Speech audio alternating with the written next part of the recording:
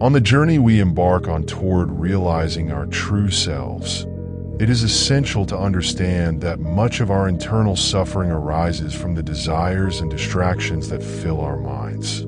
This mind, which should be a space of peace and serenity, is often besieged by a multitude of vain thoughts, fleeting impulses, and superficial desires that divert us from our authentic mission.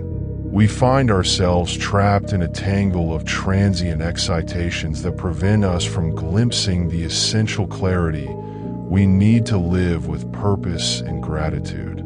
Each day, upon waking, we find ourselves immersed in a whirlwind of thoughts that seem unceasing. The mind becomes a battleground where worries about the future, lamentations of the past, and societal expectations intertwine, creating a deafening din that drowns out our inner voice.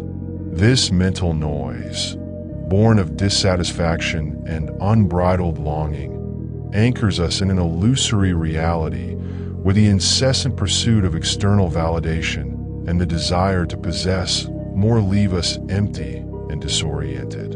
The messages we receive from the outside, whether from the media, social circles, or cultural contexts, feed the illusion that happiness resides in the material, in the ephemeral, leading us to believe that achieving a new status, owning the latest gadget, or accumulating visible achievements will be the keys to completing our being.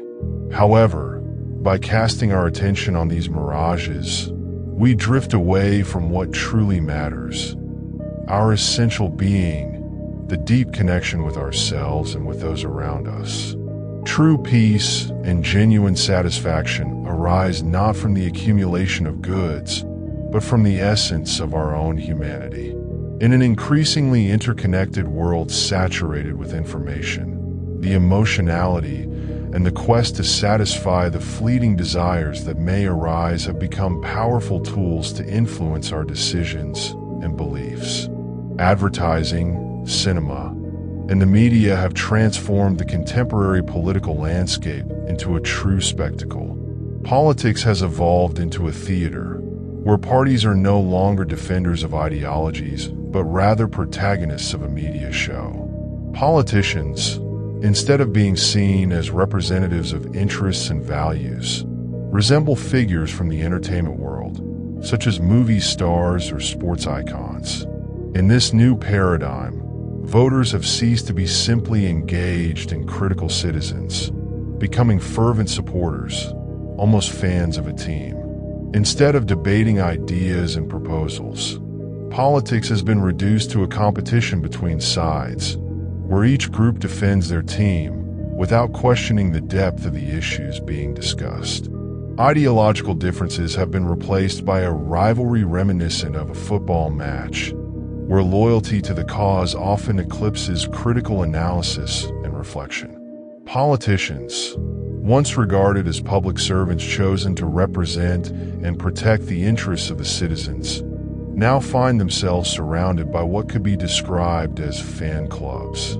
These are not informed supporters committed to the democratic process, but enthusiasts willing to unconditionally back their leader, without questioning their actions or decisions. This dynamic not only distorts the very essence of politics, but also hampers the possibility of constructive dialogue and genuine debate about the future of society.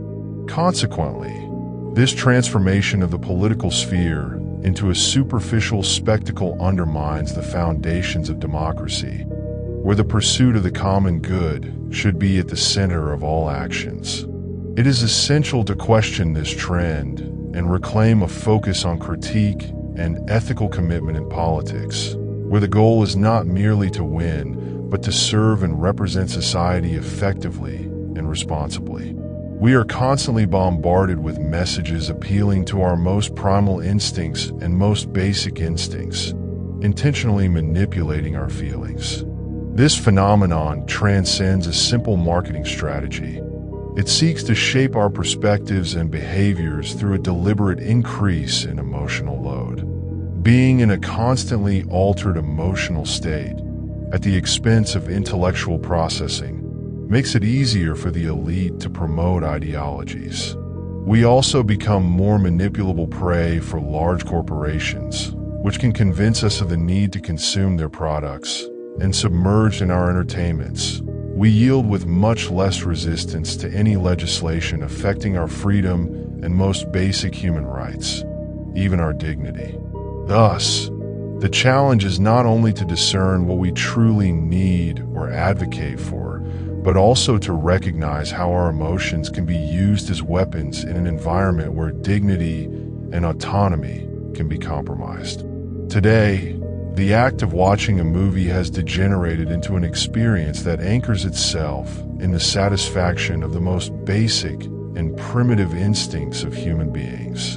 From the very first frames, the viewer is bombarded with images of sex or violence, scenes that seek to grab attention in an instant and activate viscerally emotional responses. Have you not noticed this trend over the years? In studies where viewers have been asked to describe the significance of meaningful biographical films, the response is limited to superficial narratives. It was a boy who lived in a house, went from one side to the other, and did this and that. No one stops to think about the intention that the director or the screenwriter might have had, the nuances, or the profound background of the characters they portray. Instead, the experience is dominated by a void that turns each screening into wasted time that could have been spent reflecting or confronting challenging ideas. In the past, art aspired to elevate the viewer, to offer a jarring unease that would lead them to question themselves and their surroundings, placing them in a sphere of deep contemplation. But today, art seems to constantly descend to the lower planes of popular culture, adjusting to the most elemental demands of human emotionality. This quest for immediate satisfaction is causing us to immerse ourselves more and more in a sea of trivialities, and consequently, our essence is becoming ever more primitive. The capacity for distraction reigns in a context where attention becomes fragmented, where the individual struggles to focus on their being, their thoughts, and the social rituals that surround them. The search for entertainment has been simplified to a need for bread and circus, where the individual feels satisfied with mere stimulation. The conclusions regarding this situation are discouraging. There is an evident degradation in literature and art. Instead of delving into critical thought and reflection, plot twists and immediate emotions are favored, no matter how superficial they may be. Facts that should invite contemplation or deep reflection have been replaced by content that necessarily causes disturbance, whether through graphic violence, explicit pain, or the Manichaean complexity of criminal plots. This chasm in narrative has led to the norm becoming the rule, promoting an emotional detachment in the reception of works that, in their vastness, could have illustrated the human condition in a richer and deeper way. We therefore find ourselves in a vicious cycle, where the rudimentary and the visceral have won the battle, and as a result, we have transformed into active receivers of art that provokes little to no reflection, but fuels a voracious and excessive consumption of violence and superficiality. Thus, cinematic and literary works traverse increasingly darker paths, in a context where the search for meaning fades, and art, which was once a refuge for thought, becomes a mere distraction in our mundane daily lives. The increase of emotionality in our contemporary society is leading us to a form of human degradation that manifests itself in a distancing from critical thinking and deep reflection. Many argue that despite this phenomenon, there is no true erosion of humanity, citing technological advances and their tangible achievements. However, we must clearly distinguish between technical progress and spiritual development. The latter is fundamental for human flourishing, and its absence can accentuate considerable damage to the very essence of those who create and use those technologies. When we observe the use of devices like mobile phones, at first glance, they seem to be wonderfully convenient tools. However, a significant portion of the population has fallen into a superficial use of these gadgets, dedicating their time to empty activities like pornography, video games, and other forms of entertainment that do not contribute to their well-being or personal growth. Instead of using them as instruments for learning or authentic connection, many prefer constant distractions that keep them in a state of emotional escape, choosing the immediate relief of entertainment over more enriching experiences. Television, for its part, also contributes to this saturation of experience. Viewers find themselves trapped in an endless cycle of channel surfing, constantly changing channels for fear of missing something. This behavior reflects a fear of the absence of stimuli, a dependence that highlights the incapacity to face silence and introspection. Similarly, computing and video games promote a similar dynamic. As algorithms become more sophisticated in capturing our attention, people find themselves increasingly ensnared in this cycle of instant gratification, becoming addicted to digital distractions. The focus of much of technological innovation seems to be directed towards satisfying emotional needs, providing immediate pleasures. Nonetheless, the real danger lies in the fact that this unbridled pursuit of pleasure has become the central axis of human existence.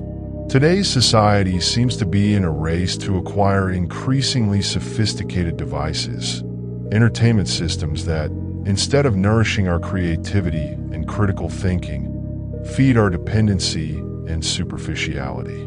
This dynamic pushes us toward a form of emotional primitivism, where instant reactions and superficiality occupy the place of depth and reflection. Instead of evolving into more conscious and reflective beings, there is a clear risk that we are regressing to more basic and reactive states, where distraction becomes a form of existence. Therefore, it is essential that as a society we reflect on our relationship with technology and the role it plays in our lives.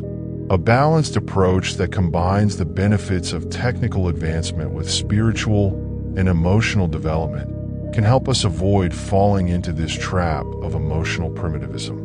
We must redirect our attention towards self-knowledge, toward more meaningful relationships, and toward activities that enrich our emotional and mental lives, allowing for true progress that integrates both innovation and the very essence of what it means to be human.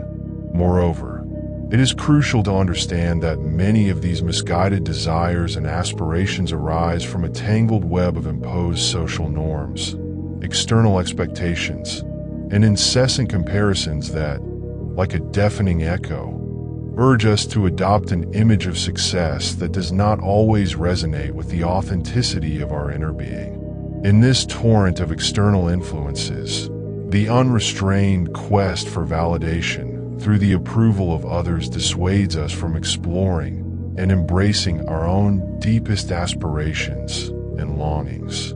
This alienation plunges us into a monotonous routine that, instead of bringing us closer to the essence of our identity, distances us further from it.